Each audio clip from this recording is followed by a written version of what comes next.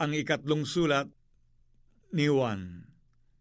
Ang matanda, kay Gayo na minamahal, na aking iniibig sa katotohanan, minamahal, aking idinadalangin na sa lahat ng mga bagay ay guminhawa ka at bumuti ang iyong katawan na gaya ng pagginhawa ng iyong kaluluwa.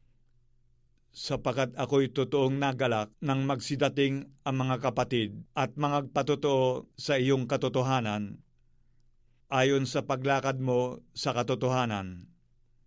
Wala nang dakilang kagalakan sa ganang akin na gaya nito, na marinig na ang aking mga anak ay nagsisilakad sa katotohanan.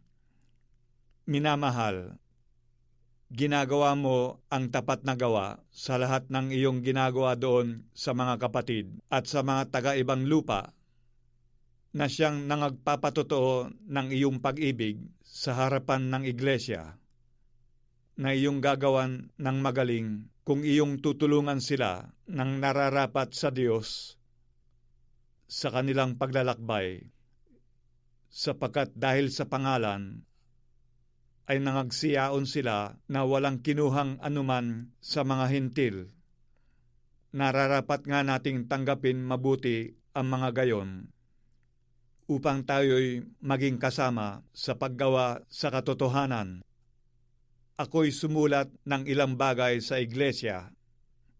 Datapwat si Diotrepes na nag-iibig magkaroon ng kataasan sa kanila, ay hindi kami tinanggap.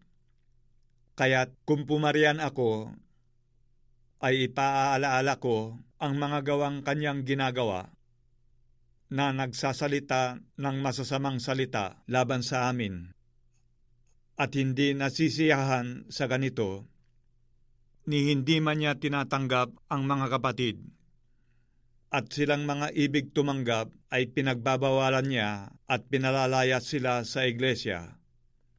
Minamahal, huwag mong tularan ang masama, kundi ang mabuti. Ang gumagawa ng mabuti ay sa Diyos.